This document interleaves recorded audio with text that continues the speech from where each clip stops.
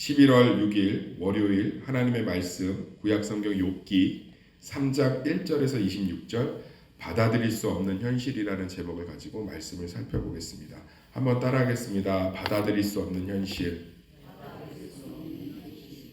욥이 자기의 고난, 자식도 다 죽고 재산도 다 날아가고 그 다음에 자기 몸에는 극심한 고통의 질병이 걸려서 이제는 삶의 소망이 다 끊어진 상태입니다. 그런 가운데 욥은 마음껏 원망하고 있습니다. 아직도 욥이 인내하여 복받았다고 하는 얘기를 하시면 안 되는 게 욥기 3장 1절에서 26절을 지금 우리가 읽었어요? 안 읽었어요? 읽었지요. 보니까 욥이 그냥 보통 탄식하고 원망하고 저주하는 게 아니라 자기의 태어난 것을, 하나님이 살게 한 것을, 왜 내가 지금 죽지 않는가에 대한 원망이 넘쳐나고 있습니다. 얼마나 원망이 극심한지 제가 목회를 더 해봐야겠지만 제가 아직까지 본 성도들이 절망 가운데 욥처럼 원망한 사람은 없어요. 그리고 뒤에 가면 욥의 친구가 이 원망을 듣고 욥을 비난하기 시작합니다. 그러니까 다시 한번 말씀드리겠습니다. 우리는 우리 고난 앞에서 잘 참고 견디고 이를 악물고 감사해서 복을 받는 것이 아니라 고난은 하나님 스스로가 끝내시고 하나님 스스로가 해석을 주셔야 끝나는 줄 믿습니다. 우리는 그때까지 뭐 하는 거예요? 하나님 앞에 우리의 고통에 신음하고 탄식하는 게 우리의 몫인 줄 믿습니다. 그러면서 하나님의 위로를 구하는 거예요. 저는 오늘 욥의 자기 삶에 대한 원망, 하나님에 대한 그 탄식, 또 하나님이 자기를 돕지 않는 것에 대한 절망이 우리 삶 가운데 고난 가운데 있는 사람들의 본능이라고 생각합니다. 사랑하는 성도님들, 고난 가운데 원망하고 저주하고 탄식하고 아파하고 하나님이 안 계신 것에 대해서 두려워하는 것은 사람의 본능입니다. 그것은 우리의 믿음과 상관이 없습니다. 욥은 당대의 의인이라 하였고 하나님이 사단과 내기의 대상으로 삼을 정도로 그의 믿음을 하나님 스스로가 인정한 사람이었습니다. 그렇지만 이유를 알 수 없고 까닭을 알 수 없는 고난 앞에서 욥은 탄식할 수밖에 없었고 절망할 수밖에 없었고 원망할 수밖에 없었습니다. 그것을 토로하면서 자기 삶에 대한 본격적으로 아픔을 그대로 직면하고 드러내고 있는 것입니다. 사실 믿는 사람들이 고난 가운데 여러 가지 이유들을 들먹이면서 고난을 해석한 척하는 것 자체가 사실은 고난을 회피하는 모습입니다. 그것이 오히려 하나님의 은혜와 위로를 보지 못하게 하는 결정적인 도구예요. 내가 무엇을 잘못했더니 이런 일이 벌어진 것 같다. 하나님이 이것을 깨닫게 하시기 위해서 이것을 주신 것 같다. 고난이 끝나고 나서 고백할 얘기들을 고난의 초입에 또는 고난의 한복판에서 그런 얘기를 하고 있는 것은 사실은 고난을 회피하고 있는 거예요. 그 뒤로 숨는 거예요. 사실 더 용기가 없는 거죠. 그러나 고난 가운데 내가 얼마나 절망하고 있는지, 그 고난이 큰 고난이든 작은 고난이든 내가 얼마나 무서워하고 있는지, 내가 얼마나 두려워하고 있는지 탄식하고 염려하고 고백할 때 우리는 살아계신 하나님의 위로를 경험할 수 있고 나의 연약함을 볼 수 있으며 그런 나를 위해 죽으신 예수님의 은혜가 더 빛나는 줄 믿습니다. 그래서 오늘 욥기의 탄식이 세 가지로 나와 있어요. 첫 번째가요, 태어난 거를 저주하잖아요. 나 왜 태어났냐? 엄마의 젖을 안 빨았더라면, 내가 그날에 빛을 보지 않았더라면 얼마나 좋았겠냐. 리워야단이라고 나오는데 이게 이런 어떤 절망과 흑암의 세력들이 움직이는 용이에요. 그러니까 막 유대인들 가운데 이 고대 근동에 있었던 악한 괴물입니다. 이런 것들을 조절하는 사람들이 차라리 내가 태어나고 내 밤을 저주했더라면 얼마나 좋았겠냐. 왜 엄마가 나를 태어나게 했느냐 이러면서 탄식하고 있지 않습니까? 고난 앞에서 우리가 할 수 있는 것은 무너지는 것밖에 없는 줄 믿습니다. 무너져야 다시 세워지는 거예요. 저는 한국 사람들이 참 고난에 대해서 여유롭지 못하다고 생각해요. 그리고 고난에 대해서 믿는 사람들이 훨씬 더 주변 사람들이 여유롭지 못합니다. 아니, 무너져야 그 위에 다시 세우죠. 예수님이 무슨 죄가 있어서 고난 받으셨습니까? 하나님 침묵하셨거든요. 그런데 그 고난을 인정하지 않은 사람들이 예수님의 제자들이었어요. 말고의 귀를 베면서 십자가 지지 마라, 고난 지지 마라, 예루살렘으로 들어가지 마라. 그런데 예수님이 예루살렘으로 들어가겠다고 하니까 뭐 우리는 가서 같이 죽자 막 이렇게 막 선동하고 비전 외치고. 근데 예수님 뭐 하셨냐? 묵묵히 고난을 지셨어요. 그랬더니 그 끝에서 뭘 봅니까? 하나님의 구원과 영광을 보잖아요. 저는 좀 고난 가운데 있으면 좀 그 고난을 통과하는 시간을 허락해 줘야 돼요. 목회하면서 너무 안타까운 게 뭔지 아십니까? 고난이 오면 정말 하나님을 믿는 사람들, 욥이 하나님을 안 믿는 것 같아요. 욥은 나중에 하나님의 믿음을 깨지 않았다는 건 칭찬받습니다. 이게 어떻게 하나님을 믿는 거예요? 하나님이 자기 태어나겠다는 거 원망하고, 하나님이 자기 돕지 않고 무관심한 거 원망하고, 뒤에 뒷장부터 욥의 친구가 난리를 친다니까요. 엘리바스가 이 고백을 듣고, 야, 너 믿음 있는 줄 알았는데 믿음이 없구나 막 이러면서. 근데 하나님은 욥의 이게 믿음이라고 얘기를 하고 있습니다. 고난이 오면 통과를 해야 돼요. 그것을 우리가 좀 지켜봐 줘야 됩니다. 그리고서 그 사람도, 당사자도 고난 가운데는 일단 탄식하면서 통과할 준비를 하는 거예요. 고난 가운데 믿는 사람들은 어떻게 해야 됩니까? 일단 이 고난을 해석하지 말고 하나님의 깊으신 뜻이라고 생각하고 통과할 준비를 하는 거예요. 밥도 열심히 먹고, 정말 좀 이제 통과할 준비를 하는 거죠. 입맛이 없어도 고난 가운데 역사하실 하나님을 소망하면서 주변 사람들도 밥 사주고 위로하는 것으로 끝내야지. 우린 자꾸 고난의 해결, 믿음으로 버텨라, 일어나라, 기도하자. 그러니까 고난 가운데서 만날 하나님, 고난 가운데서 깨질 내 모습, 고난 가운데서 발견된 내 연약함 하나도 못 보는 거예요. 그런데 욥이 이렇게 하나님을 원망하고 자기 삶을 탄식하고 저주했기 때문에 뒤에 가면 깊은 하나님의 변론을 들을 수 있었는 줄 믿습니다. 사랑하는 성도님들, 고난 가운데요, 우리 통과할 준비를 하는 거예요. 고난은 받아들이는 거예요. 그러면서 뭐 하는 거예요? 그게 너무 힘들잖아요. 고난을 받아들여 보세요. 그게 얼마나 힘든지. 탄식하고 원망하고, 목사님 제가 믿음이 없어 보이는 것 같지만 너무 힘드네요. 그게 뭔 말이에요? 누가 그렇게 가르쳤는지 모르겠어요. 욥기서 보세요. 욥이 나중에 하나님 앞에 얼마나 복을 받습니까? 7배나 받죠. 7배나.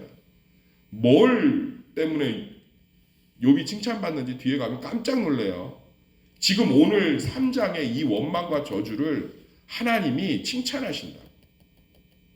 욥은 고난 가운데 진솔한 자라.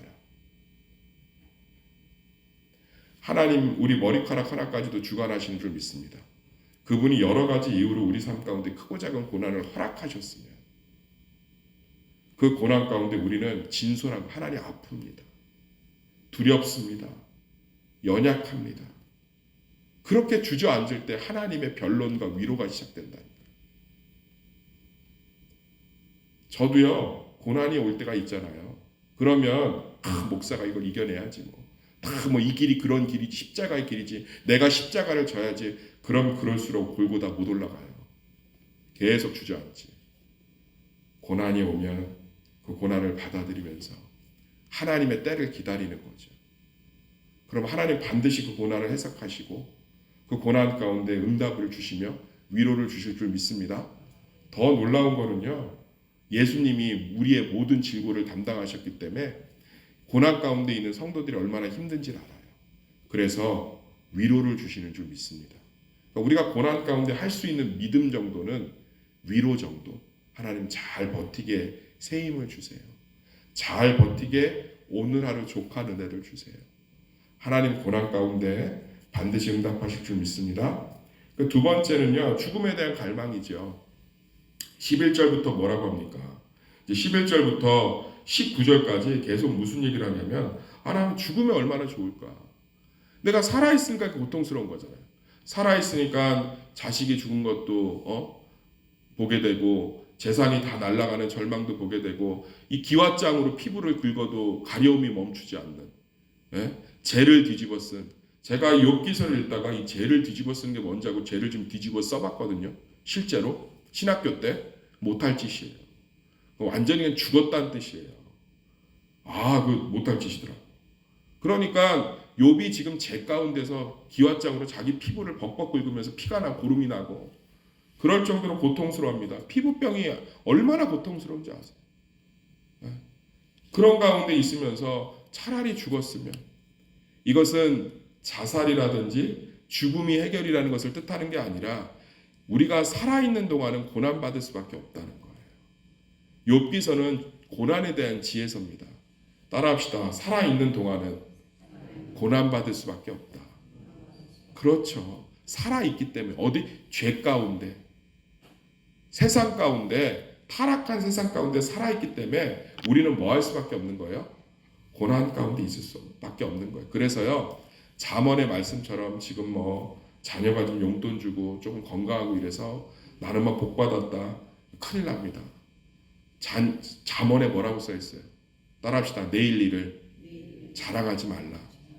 우리는 다른 사람들의 고난을 보면서 우쭐하면 안 돼요. 그래서 망한 사람이 남유다예요.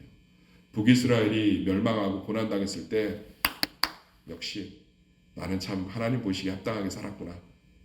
그러다가 쫄딱 망했다. 우리 뭐 하는 거예요? 고난 겪는 사람 앞에서 이 땅에 살면서 언제든지 고난이 치고 들어올 수 있으니까 하나님께 은혜를 구하고 아멘. 주신 평안 가운데 다른 사람의 고난을 끌어안으며 고난 가운데 있는 사람들을 위해 중보하고 그들을 위로하고 또 내가 고난 가운데 있을 때에는 또 주님의 소망을 바라보면서 고난을 받아들이고 이것이 욥기에 있는 고난의 지혜인 줄 믿습니다. 죽으면 끝난다는 거 아니에요. 그러니까 뭐 자살 이런 거 생각하면 다 끝나겠지. 지옥 가요. 자기 하나님이 주신 생명을 스스로 끊을 정도로 이기적인 사람이 어떻게 천국을 갈 수 있겠어요. 그러니까 고난 가운데 우리가 받아들여야 될 것 정말 이 세상을 살아가면서 오늘 말씀을 통해서 고난 가운데 있을 수밖에 없다는 거예요. 영원한 거예요. 아닌 척 하기는 쉽겠죠. 내가 고난이 없는 척, 내가 승리한 척, 내가 괜찮은 척. 그런데요, 다 들여다보면 뭐가 있어요? 가까이서 보면 다 고난이 있어요. 대통령은 고난이 없을 것 같아요. 태양의 왕이라고 했던 정말 유럽에서 최고의 권력을 가졌던 헨리 8세는 고난이 없었을 것 같아요. 루이 8세, 루이 3세 고난이 없었을 것 같아요. 그렇죠. 치아트 치통 때문에 이를 다 뽑았습니다. 이를 다 뽑아. 그래서 평생 죽만 먹었어요. 죽만. 산의 진미를 다 녹여서 죽만 먹었다. 그게 뭐 부러운 사람. 사람은 태양 아래 있는 동안은 사는 동안은 뭐밖에 없다는 거예요? 고난밖에 없다는 거예요. 그러면 아닌데요 목사님. 제 삶은 고난만 있지 않고 기쁨도 있고 때로는 행복도 있는데요. 그래서 하나님의 은혜인 거예요. 할렐루야. 하나님이 은혜를 주시는 거예요. 아담이 타락한 이후로 이 세상은 고난밖에 없어요. 그런데 우리는 얼마나 많은 걸 누리고 있습니까? 할렐루야. 그게 하나님의 뭐라고요? 은혜인 거예요. 내가 음식을 먹는데 그게 맛있다고 느낄 때 왜 하나님께 감사해야 돼요? 그게 은혜라고요. 고난이 오면 음식을 먹어도 맛있어요? 맛없어요? 입맛이 하나도 없어요. 소태 같아서. 그런데 이 음식을 먹는데 맛있고 내가 웃을 수 있고 이렇게 기도할 수 있는 교회가 있고 얼마나 은혜예요. 욥기서는 고난에 대한 지혜를 주는 거예요. 고난은 당연한 거란다. 그런데 너희가 고난을 당치 않고 고난을 이길 수 있고 고난을 견딜 수 있는 게 은혜란다. 아멘. 그리고 세 번째 이제 하나님의 무관심에 대해서 원망하고 있죠. 20절부터 26절까지 욥이 이제 세 번째 원망, 첫 번째 원망은 자기가 태어난 것을 원망하고 있습니다. 두 번째는 이 땅을 살면서 숨 쉬는 것조차가 고난, 죽음밖에는 자기를 해결할 수 없다라는 그런 근본적인 고난에 대해서 탄식하고 있고 마지막으로 세 번째는 하나님의 무관심에 대해서 탄식하고 있습니다. 원망하고 있습니다. 그렇죠. 고난 가운데 우리가 힘든 게 뭐예요? 하나님의 침묵이죠. 하나님이 나와 함께하지 않는 것들이 얼마나 힘들겠어요. 23절에 하나님에게 둘러싸여 길이 아득한 사람에게 어찌 빛을 주셨는고. 이 무슨 얘기예요? 아니 하나님의 빛을 주셨다. 욥에게 주셨잖아요. 빛을 하나님을 알고 믿게 하셨는데 그런 하나님이 자기를 외면하니까 얼마나 힘들겠어요. 믿는 사람들의 절망이 믿지 않는 사람의 절망과 동일해요. 다만 근원이 달라요. 하나님이 살아계심을 믿기 때문에 더 고통스러운 거예요. 욥이 그 얘기를 하고 있는 거예요. 하나님에게 둘러싸여 길이 아득한 사람에게 어찌 빛을 주셨는고. 나한테 믿음을 왜 주셨는고. 내가 하나님을 몰랐더라면 차라리 원망하고 저주하고 죽을 텐데 하나님을 아니까 더 고통스러운 거죠. 왜 이런 고난을 주셨고 왜 나를 내버려 주셨고 왜 침묵하셨는가. 그건 하나님에 대한 의심이 아니에요. 뭐 하나님 의심하지 마라. 하나님을 믿지 않는 사람은 의심 자체가 시작되질 않아요. 저는 의심은 최고의 믿음의 표현이라고 생각합니다. 아멘. 그렇잖아요. 하나님을 살아계시지 않는 사람이 의심하지 않는다니까. 우리 교회 성도들 중에서도요. 믿음 없는 사람들은요. 믿음이 약한 사람은 하나님 의심하지 않아요. 자기 살궁리 쫓아가지. 그런데 믿음 있는 사람들 특징이 뭐냐. 우리 새벽 예배 나오신 분들 믿음이 다 있잖아요. 고난이 오면 하나님 왜 이러시지? 하나님 살아계신가? 근데 그 질문으로 깊게 들어가셔야 돼요. 거기서 딱 멈춰버려요. 근데 이렇게 의심하면 벌받지. 이미 고난 받고 있는데 뭐. 더 하나님에 대한 의구심. 그럴 때 뭐예요? 하나님의 변론이 일어난다. 욥 가운데 하나님이 축복을 먼저 주셨습니까? 변론을 먼저 주셨어요. 변론을 먼저 주시잖아요. 그리고 나서 뭐합니까? 나머지 재산, 자식 다 회복시키시잖아요. 우리 고난 가운데 하나님께 끊임없이 의문을 가져야 돼요. 아니 왜 이런 아픔 가운데 나를? 왜? 그럴 때 하나님이 치열하게 답변하시는 줄 믿습니다. 여러 가지 모습을 통해서 답변하세요. 그걸 통해서 우리는 고난의 성숙함을 경험할 수 있습니다. 목사님, 고난을 이기면 되는 거 아닌가요? 고난이 해결되면 되는 거 아닌가요? 고난의 성숙함이 왜 그렇게 필요한 거예요? 그래야 누군가의 고난을 우리가 품죠. 사랑하는 성도님들, 예수님이 고난 받으셨기에 우리의 고난을 짊어지신 줄 믿습니다. 언제까지 고난의 미성숙한 어린아이와 같은 모습으로 수많은 우리 지체들의 고난을 방조하고 외면하고 정죄하고 판단하고 비난하고 내가 정말 욥과 같이 고난에 성숙한 면이 있어요. 우리가 예수님의 대리권자로 예수님의 친구로 그들의 고난을 함께 끌어안아서 하나님의 뜻이 나타날 날을 같이 보지. 고난 한 조각도 교회에다 마음껏 얘기하지 못하는 공동체가 무슨 공동체입니까? 예수님은 우리의 질고를 지시기 위해 이 땅에 오셨는데 내 고난의 한 자락도 정죄받고 판단받고 비난받을까 봐 마음껏 얘기하지 못하는 교회가 무슨 교회입니까? 문화센터 엄마들 커피 모임보다도 못한 거지. 우리가 욥의 고난관을 배우셔야 하나님의 동역자가 돼서 누군가의 고난에 진짜 울어줄 수 있는 거예요. 누군가의 고난에 진짜 손잡아줄 수 있는 거고 누군가의 고난에 하나님의 위로에 진짜 도구가 될 수 있는 거예요. 사랑하는 성도님들, 고난 가운데 원망하고 탄식하고 하나님이 안 계신 것 같은 의구심이 드는 것, 고난을 소화하는 지극히 당연한 겸손한 모습입니다. 그 고난에 성숙하고 넉넉한 마음으로 우리 교회가 고난이 생기면 숨기고 덮기에 급급한 것이 아니라 믿음으로 포장하고 드러내는 것이 급급한 것이 아니라 교회부터 단절하고 예배부터 단절해서 나 혼자 끙끙대며 해결된 뒤에 교회에 나오는 그런 모습이 아니라